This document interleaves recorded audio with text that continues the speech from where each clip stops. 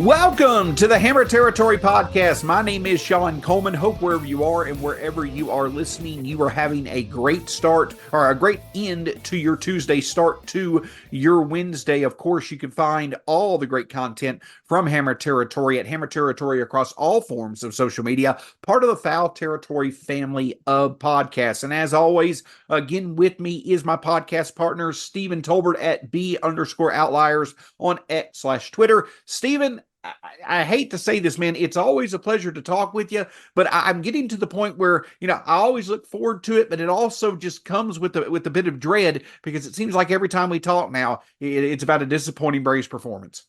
Yeah, what's up, Shawn? It's been, I don't know if me and you are just kind of snake bit at the moment, but it seems like, Brad and Scott have always talked about that Sunday podcast curse where it seems like the Braves always lose on Sunday right before they record. I feel like we're going through something similar right now. We're like, just like these mind-numbing losses happen right before you and I record. Yeah, listen, it's not been great. The Braves are, they're 2-4 in their last 6.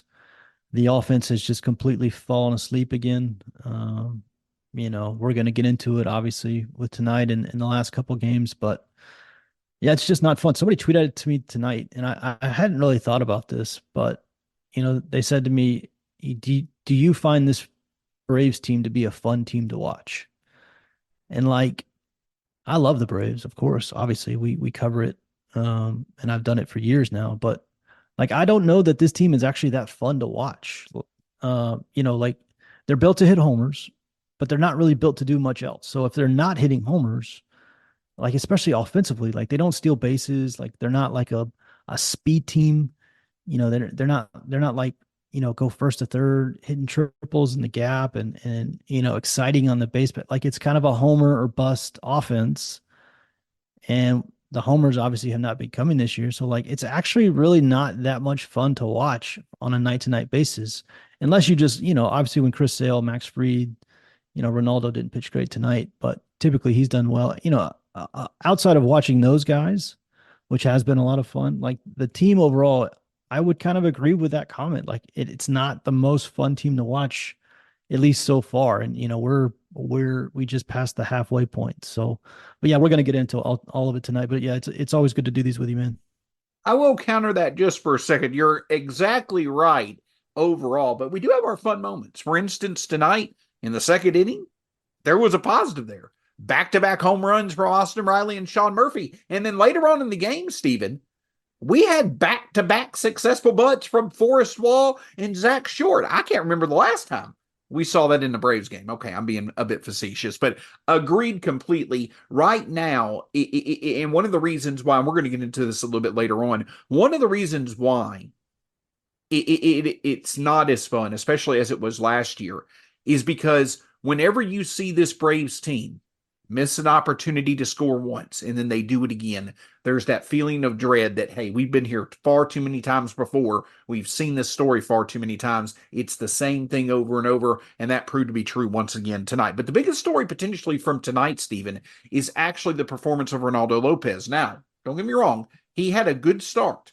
And typically when we're talking about the consistency of Reynaldo Lopez, it's him pitching an excellent game. But we're now starting to see, we've talked about the fact that, hey, at some point there probably is going to be a bit of some regression. I do feel that we're starting to see that. Some shaky outings over, I believe, his past 3 outings tonight. We saw it again. Lack of control, gave up the home run, really struggled, only 4.1 innings, 101 pitches. One of the things that certainly is a takeaway from tonight, Stephen, is that we're starting to see a little bit of an indicator that Reynaldo Lopez could be running into some regression.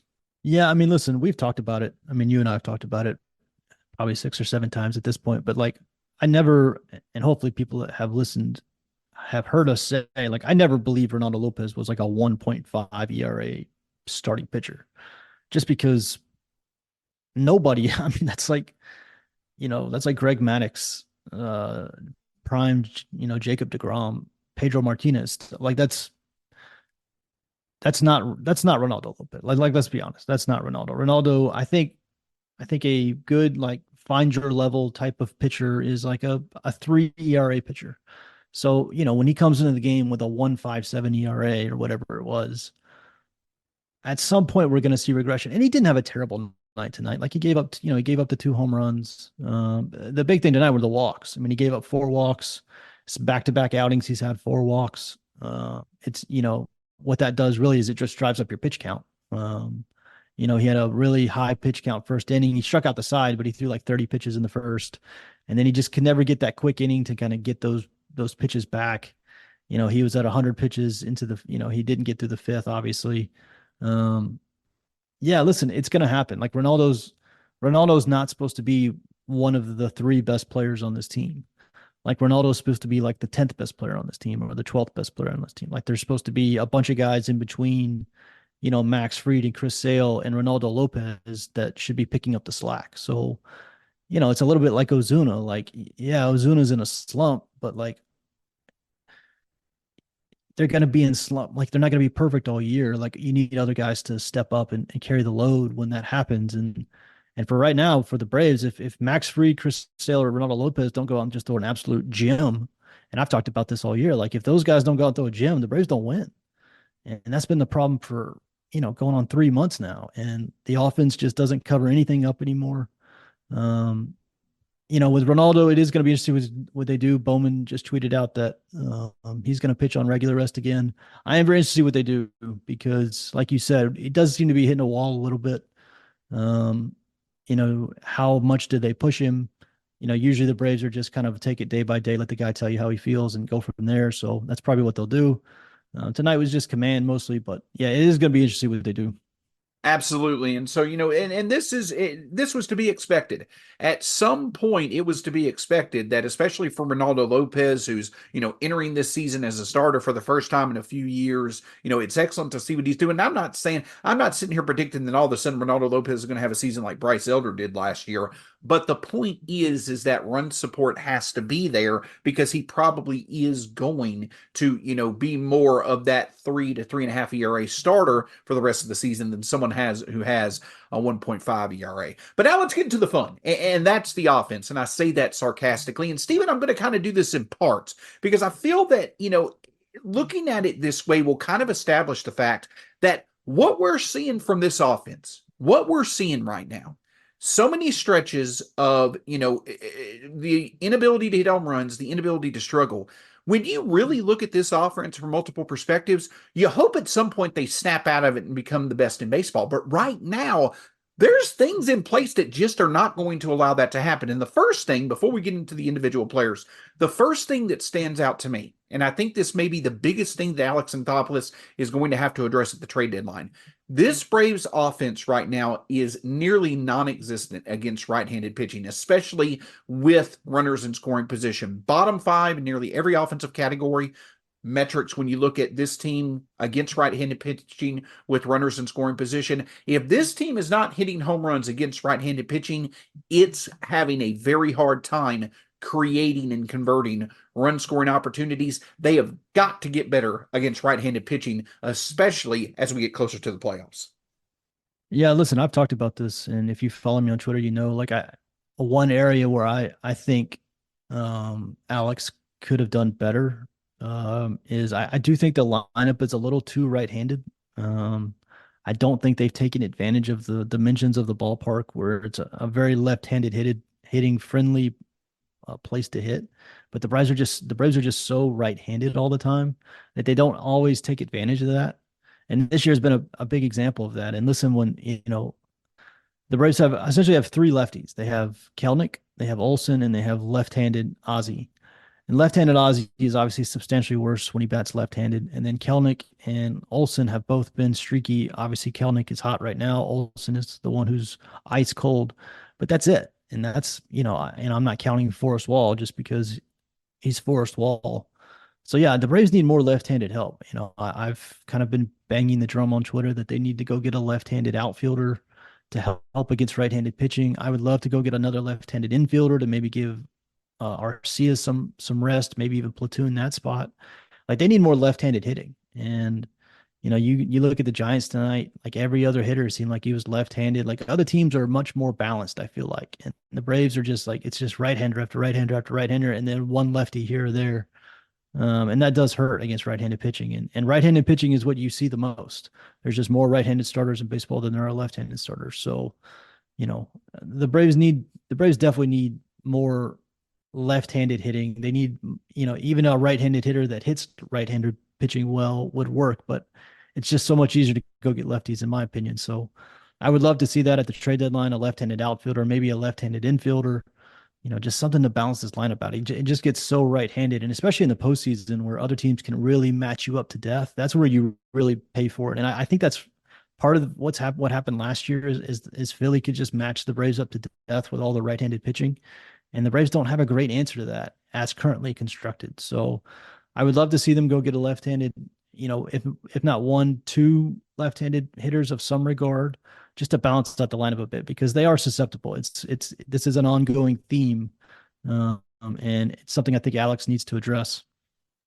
Absolutely. And, you get Michael Harris, the second Mac, later on this month, hopefully. But, he's had his struggles as well. But at the very least, that's excellent potential. So, but I do think, yes, we talk about a hitter who gets on base. Well, production against right handed hitting may be the top need for the Braves when it comes to the trade deadline. But now let's look at some trios out of this lineup. And we'll start with the positives. And that is the fact that Jared Kelnick, Austin Riley, and Shawn Murphy are all doing well right now. And I don't think that is any small storyline to focus on because Jared Kelnick, I don't necessarily know if he's a 150 WRC plus level hitter, but what I can definitely say is that he certainly seems to have turned a corner to where he can sustain at least being a productive hitter. That has been needed, and it's been great to see. Again, even when he doesn't have the best of nights, he's making consistent hard contact. Austin Riley, every year we're in the midst of the 6 week period every year where he turns it on and turns into an MVP level home run hitter. Hit a home run in his first at bat tonight. But to me, perhaps the most important out of these three, Shawn Murphy, Stephen, is starting again to look like himself. The first half of last year, Shawn Murphy, that was an MVP candidate. It's really good to see those three going, and you certainly hope that this isn't just a hot streak for all three of them. You see indicators that hopefully they'll be able to sustain this production, and if they can, that'll be a really big boost to the Braves. Yeah, I mean, listen, this team is just like alternating which two or three guys are hot. And, right now it's Kelnick and Alston and Shawn, which is good, of course. It's better than having nobody hot, but, it would be nice to maybe get 4 or 5 guys hot at once. The Braves have Ozzie, Ozuna, and Olson all hitting back to back in the order, or back to back to back in the order. And those three guys are just all three ice cold right now. And it's just like it's really cutting into any rally the Braves could possibly have. It's like every time the Braves rearrange the lineup to try to get the hot guys all hitting together, those guys go cold. And so now the lineup is not optimized anymore. And right now Kelnick and Alston and Murphy are hitting well, but those guys are batting like 1, 5, and 6. So it's just tough to string anything together like that. Like at some point, you would think the Braves would get a month or so where they've got most of the offense hot. Like that's with this much talent, you think that would happen, and it just hasn't happened at any point this year. I mean, the Braves, we're going on like 2 and almost 3 months of the Braves having a bottom 5 offense in baseball. Like that's wild. That's absolutely wild. I mean, this was the best offense any of us had ever seen last year. And yes, they have injuries. Ronald's hurt. Michael Harris has been hurt. But like you said, Michael Harris wasn't hitting that well even before he got hurt. Ronald certainly wasn't having his best season before he got hurt. Like this has been an ongoing issue even before the injuries, that like the entire team, like everybody is just like, a couple of standard deviations below like what you would expect of them. And it's like a virus. It's like something has infected I feel like it's like a Space Jam movie. I feel like, the Monstars have come down and just like zapped all of the power out of this lineup. Like it's the weirdest thing. I don't have an explanation for it. And, for a long time we could say the baseballs, listen, I was following the tracker all night tonight. Baseballs were flying out of every single stadium tonight. Like the ball was lively. There was more homers hit tonight than I haven't gone back and looked, but like the home run per fly ball rate tonight was just absurdly high all over baseball. Like I don't know if they reintroduced last year's baseball, but the baseballs were flying, and they were flying in the Braves game too. I mean, that ball that Murphy hit went like 340 feet or 440 feet. But they still couldn't score. It's good, they scored 3 runs. So yeah, I don't know what's going on. It's maddening. It really is maddening. I don't know another word for it. It's so frustrating to watch over and over and over. Like you get down 1 or 2 runs and you feel like the game's over, which is just wild with this team. But that's kind of where we are. I mean, we got 3 guys hitting really well. And then it inevitably, another 3 guys just go ice cold. And it's just like flip flopping all year long, which guy is in which bucket. But yeah, it's been frustrating. I don't know another word for it. Absolutely, that ball that Helio Ramos hit off of Chavez, in the what was it, in the top of the ninth inning, he didn't even know where the ball went. He probably thought the ball was foul, and it winds up going out of the ballpark. But that brings up another thing. Again, we're talking about the kind of in trios that stand out. Is that it seems like of those top 6 guys, Kelenic, Murphy, Austin Riley, and the trio of O's, Ozzy, Ozuna, as well as Olson. At any one point, you got 3 of them going good, 3 of them going bad. But out of the 3 going bad, you have one of them being so bad that they're among the worst hitters in baseball for a certain stretch. We saw Austin Riley be that way from when he came back from his injury into May through early June. And then as soon as he starts heating up, Matt Olson goes ice cold. But definitely what's not helping now is the fact that the Braves' bottom of the order is basically non-existent. You've had now for much of the season Orlando Arcia and Adam Duvall be among the worst offensive regulars in baseball. So that's 2 spots that basically are about as guaranteed of an out as you've got in baseball. And now, of course, every night for the Braves, I know that RC was out with an abscess tooth, but you also have Luke Williams and Forrest Wall, starting. They're basically an out as well. The other thing that's not helping is that when you get to the bottom of this Braves order, it's non-existent. So I bring up that point to say, if you've got a non-existent bottom of the order, and you've always got one of your best hitters who are ice cold as well. The point that I'm getting at is that once again, this current production, this bottom of the league production that we've seen the Braves be at for 2 months, when you really look at the production of the individual players, it makes sense as to why the results that you're seeing right now are kind of expected when you see just how bad a big part of the Braves lineup is performing at any one period in time. Yeah, I mean, listen, if you just cut the lineup into sections of 3, right? Like we just said, it seems like the Braves always have 3 of their top guys struggling, right? So that's 3 guys, and then the bottom 3 guys in the lineup have just been zeros all year long, right? So if the bottom 3 guys in the lineup are just zeros all year long, and then you have 3 more guys who are just in a deep slump at the time, that's 6 of your 9 hitters that are just basically zeros at any one given time.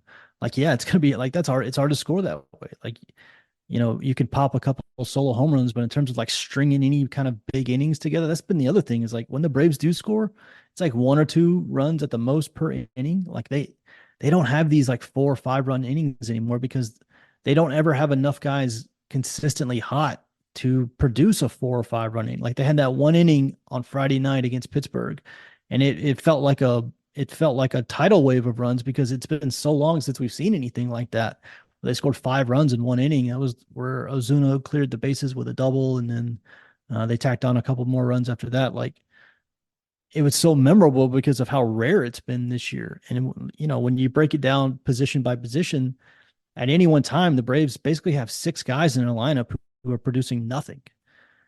Like, yeah, you're right. Like you're going to be one of the worst offenses in baseball if that's how it is. Like you can't consistently score runs when you at one given time only have 3 guys out of 9 who are doing anything offensively.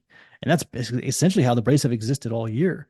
I mean, hell, there was a period where they had 1 guy out of 9 doing anything offensively.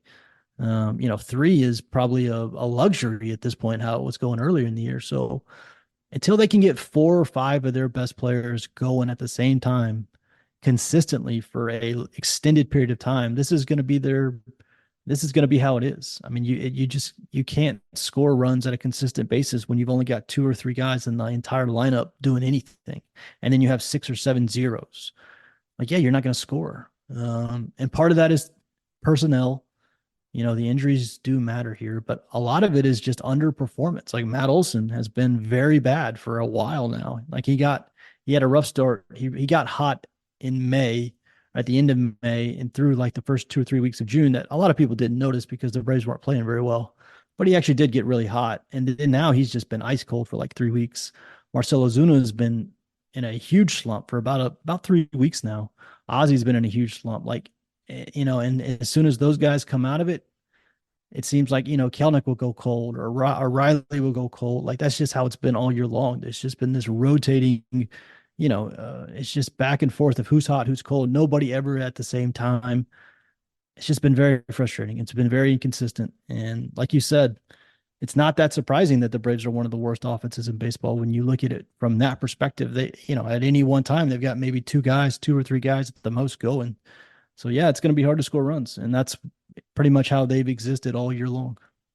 But Stephen, we talked about it before the podcast. Well, we ranted, and now we're just trying, I guess, kind of coping with the fact that this is kind of how it is right now. I don't want to take away from the fact that at any one point, we talk about the fact that if we could get 4 or 5 guys going, we can immediately turn back to where we're one of the better lineups in baseball. And as if we could do that, if we could look at a crystal ball and do that, when September or October comes, we're going to be just fine. So I don't want people to think that, we're just completely giving up on the rest of the season. I'm not at all. I don't think you are at all. But it's just the point that we've got no other choice. We've got to have our best hitters hitting. But if they do, that switch can turn on quite quickly.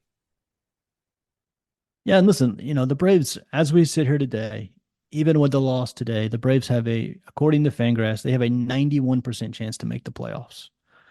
A lot of that is because the National League behind them has been so mediocre and kind of hovering around 500.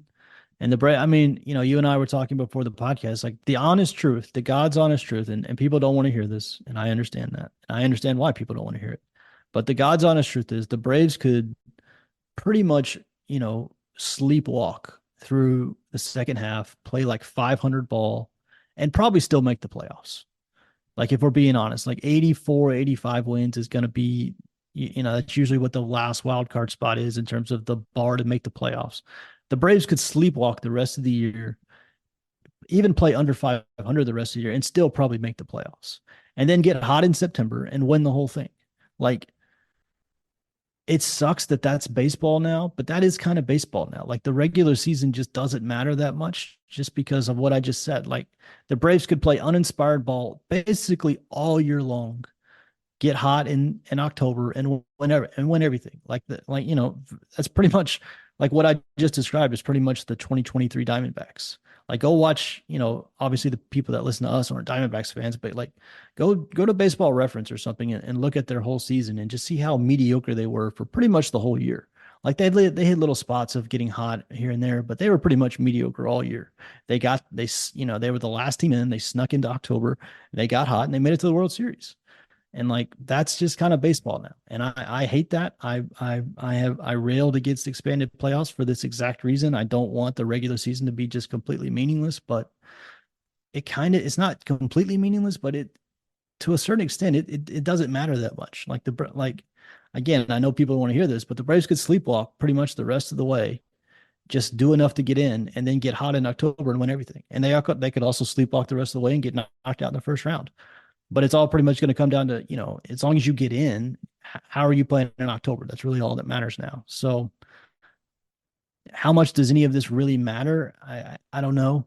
People will say, well, if they play like this, they're not going anywhere. Well, yeah, I mean, that's very true. If they play like this in October, they're not going anywhere, but October is 4 months away. So a lot can happen. So, I do struggle back and forth with like, this is really annoying. This is really frustrating. I hate watching this at times. And then on the other side, how much does any of it really matter? Because the Braves are still well above 90% chance to make the playoffs. They're almost certainly going to be in the playoffs unless they just completely collapse, which I don't see happening. Then it just comes down to how well you play in October. So, it is what it is, take it for what it is. But that's pretty much the reality. That's kind of where we live now in 2024 in terms of Major League Baseball. So then let's have some fun. Let's get a little crazy here, Stephen. And I know that, I say this, not tongue in cheek, not with a grain of salt. I'm just to the point to where, like we mentioned, at any one time, many nights, we have two of the worst offensive players in terms of everyday players in Duval and Arcia right now playing, and one of our big bats is ice cold. So any night out of the week, we have three almost guaranteed outs. It feels like. So in my opinion, one thing that you could do is just adjust the lineup a little bit against right-handed pitching. Go Kelenic, Riley, Ozuna, Olson, Murphy, and then Ozzy. That's against right-handed pitching. Against left-handed pitching, Kelenic, Ozzy, Ozuna, Olson, Riley, and then Murphy or Darno. That could be something you could do. Maybe to get Riley back up at the top of the order with his bat going. You could change up the lineup a little bit. But here's something maybe even a bit crazier. On Monday, former Brave Eddie Rosario was designated for assignment from the Washington Nationals. On Tuesday, former Marlins shortstop Tim Anderson was designated for assignment, by the Marlins. I understand that both of those players have had a significant track record recently of themselves being among the best or the worst offensive players in baseball. But I also know that the Braves have a very good track record of helping players who formerly were highly productive hitters return to some form of being productive again. I'm to the point myself, Stephen, to where I'm open to anything. So if the Braves wanted to give Rosario and Anderson a chance, you can't do much worse than you already have. I'm just trying to think of outside the box opportunities that can make things better. None of it may make sense, but at this point, I think anything could potentially be better than a lot of what we're rolling out there most nights. I mean, yeah, listen, I tweeted this. Eddie Rosario has been absolutely terrible this year. I have very, very little interest in Eddie Rosario being a Brave again, just because of how bad he's been. But I also have very little interest in Forrest Wall, like being in Atlanta. Like if you said, would you rather Forrest Wall get this at bat or would you rather Eddie Rosario get this at bat? I would probably just run away and not answer that question at all because I would prefer neither one of them. But if you said Eddie Rosario over Forrest Wall, I'm not going to argue too much. Like, yeah, fine, go for it. I mean, we are absolutely to the throw crap against the wall and see what sticks portion of the year with the injuries. And it's still, the trade season hasn't fully picked up yet. So, yeah, if you want to grab Rosario and option Forrest Wall and see if you can strike lightning in a bottle, yeah, I mean, go for it. I'm not going to argue too much. It's not like you're replacing somebody of elite talent on the roster. The roster is as depleted of talent as it's been probably since the rebuild years at the moment. I mean, especially at the level that some of the guys are playing, like it feels like a pretty, I don't know, I'm not going to say talentless because that's pretty strong, but it feels there is a marked drop in talent at the moment on the Braves roster. So yeah, listen, if they want to try Eddie Rosario and say, hey, he's probably at least better than Forrest Wall, I'm not going to argue because that's probably true. But if they don't want to do it, I'm also not going to be like, hey, why didn't you sign Eddie Rosario? He could save the season. Like, I'm not, that's probably crazy as well. So whatever they want to do there, that's fine. I would hope at some point they would actually go out and acquire like legitimate upgrades in some of these spots. Like we can't keep running Luke Williams and Forrest Wall and Adam Duvall. And even as good as Laureano is, like, I was thinking about this today, like, the fact that Ramon Laureano has been hurt for so long has been a real detriment to the team. And if your team is to the point where Ramon Laureano being hurts you this bad, then you're in real trouble. Like Ramon Laureano missing this much time, and it's only been like 5 games, but him missing 5 games should not be as detrimental to your lineup as it has currently been for the Braves. And if it is, then that means you're in a rough spot. And the Braves are just in a rough spot. They need more talent, especially in the outfield. We've covered that ad nauseum. So yeah, I mean, what the hell? If you want to go get Eddie Rosario and see if you can strike lightning in a bottle and he gets hot for a month, I'm not going to argue because, like you said, it can't be much worse at the moment. Absolutely. And when I'm suggesting, going to get a Eddie Rosario or a Tim Anderson or something like that, I'm not sitting here saying that those should be the moves that you make instead of trades to be able to try to get this lineup good. I'm just saying that right now, when you're still waiting for, maybe there to be more teams to choose from when it comes to trades, try something to get things going. That's to the point that we're at. But, of a more immediate conversation worthiness, I guess you could say, is the fact that the Braves now they've lost this first game of the series against the Giants. And now I think that the rest of this homestand gets real critical. And the reason why that is because I definitely think the Braves need to find some way to be able to win this series and then hopefully at the very least figure out some way to have a winning record for the rest of this homestand. Because tonight probably was the easiest starter that the Braves were going to face. Birdsong, for the rest of this homestand, he probably is going to be the easiest starter that the Braves are going to face. The Braves themselves are going to throw Chris Sale and then Charlie Morton in the final two games of the series against the Giants. And they're likely going to have Max Fried, Spencer Swellenbach, as well as Reynaldo Lopez going into three games against the Phillies. As we mentioned, Lopez will be making his next start on Sunday. But the thing is that I believe tomorrow on the mound for the Giants, you've got Jordan Hicks, who's had a pretty good season as a starter for the Giants. You've got Logan Webb, who's been among the best pitchers in baseball over the past few years, going on Thursday for the Giants. And then in that Philadelphia series, I haven't exactly seen the probables as of yet, but I feel confident in saying that you're going to at least see three of the four of Zach Wheeler, Aaron Nola, Christopher Sanchez, and Ranger Suarez, who have been the best starting staff in baseball all season long. So the point that I'm getting at is, Stephen, is that one thing that stands out. We've talked all season long about how the saving grace is kind of been the Braves typically are going to have the, better side of the starting pitching matchup. For the rest of this homestand, that's not going to be the case. So this offense has to figure out something quickly, or we may not necessarily be able to take as much advantage of this homestand as we hope we can. No, I mean, listen, again, the big thing that's going to be decided this weekend, if it goes poorly, is if you come out and get swept by Philadelphia, say, then you really are probably just waving bye to the division at that point. Like that's the only part of this week that into if even if you go win two of three, it's still very much up in the air. But if like you go get swept and now you're like 10, 11 games back or 12 games back or whatever it is, and you have three less head-to-head matchups than you did before the series started, then yeah, now you're in truly it's going to take a miracle to win the division. Other than that, though, like I said, yeah, the pitching matchups for the rest of the week are not great. We're getting the Giants' two best starters the next 2 days, and then probably three of the best starters for Philly the three games after that. But listen, the Braves offense hasn't done anything against bad starters. I mean, tonight the Braves had a rookie starter who had a 5 ERA on the mound and scored 2 runs off of him.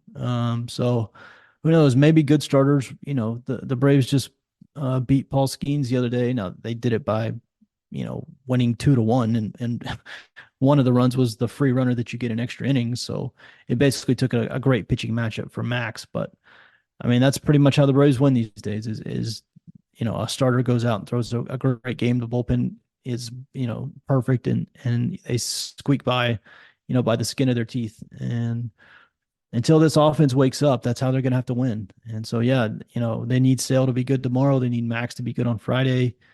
If Charlie wants to have another strong start, he had a really good start his last outing. He's been kind of doing this one good, one bad, one good, one bad. So, and if you look at the pattern, it's not going to be his best start, but who knows? Maybe he breaks the streak and has two in a row that are pretty good. But yeah, I mean, right now, the best thing you can hope for if you're a Braves fan is a really, really good start out of one of your starters, a perfect outing from the bullpen, and then hopefully the 2 or 3 runs the Braves squeak across is enough to win the game. That's pretty much been the only way they win games for the last 2 months, really, is that formula. So maybe it'll work. Maybe the offense will actually wake up at some point. I'm not really holding my breath for that anymore. This is, for the time being, this is who they are. This is just, they're a team that scores like 3 runs a game. And on good pitching days, that's enough. On bad pitching days, it's not enough. And that's how it's going to be until the offense wakes up a little bit. Absolutely. And so again, don't like to be negative, just being realistic in terms and honest in terms of where we are right now. But you know what? Hey, you know what? It's the week of the year where everybody enjoys shooting off fireworks, and I hope everybody gets to enjoy seeing a good fireworks show at some point in time this week. Maybe the Braves offense will follow suit. Again, I'm not too confident in saying that, but maybe we will see it happen. Stephen, as we wrap up this edition of the Hammer Territory podcast, and Stephen and I will be back with you again tomorrow night. Anything else you'd like to add going into the second game of the series against the Giants tomorrow? No, listen, they need Chris Sale to be good. They need him to probably pitch 6-7 innings, 1 or 2 runs, and then the bullpen come out and close it down, and hopefully the 3 runs the Braves score inevitably will be enough to win the game. But yeah, that's my insight for tomorrow's game. Hey, we're here to make it happen. It'd be nice to go ahead and keep the early success going. Maybe the Braves can put together back-to-back games in which they could have early offense and then have a little bit more offense late in the game as well. But for Stephen Tolbert at B_Outliers on Twitter, myself at StatsSAC on Twitter/X at Hammer Territory, across all forms of social media and part of the Foul Territory family of podcasts. It's been a pleasure being with you. Go Braves. We'll talk to you again soon here on the Hammer Territory podcast.